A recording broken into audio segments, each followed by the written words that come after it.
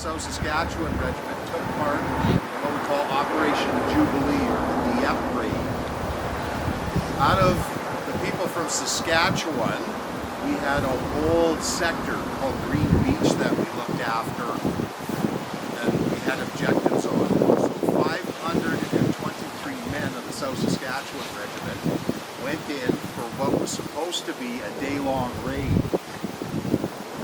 By lunchtime, out of that 523 men that went in, 84 died, and another 89 became prisoners of war for the remainder of the war until 1945, when they were released. Out of that, 46 of those 84 that had died were from the southeast corner of this province. So over half of them were from around this area. 9 were from Estevan, 12 from Weyburn, and then the 25 remainder were from all of the little towns of the southeast. So it was quite a tragic day. Most of the towns in this area had some kind of loss they had to account for because of that raid.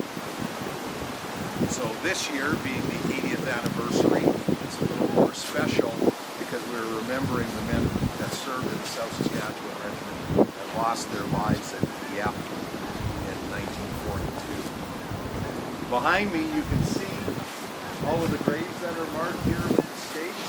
Those are veterans' graves. This is the veterans part of the cemetery. So men and women that have served and that have died after the war are buried here. Part of the things that we do with the snowstorm that we're on is we want to remember those veterans, not only the ones that were killed in the war, whose names are on our cenotaphs downtown by the courthouse, but we also want to acknowledge all of the veterans that survived, because they came back. They were your school teachers, they were your business people, they were farmers, and probably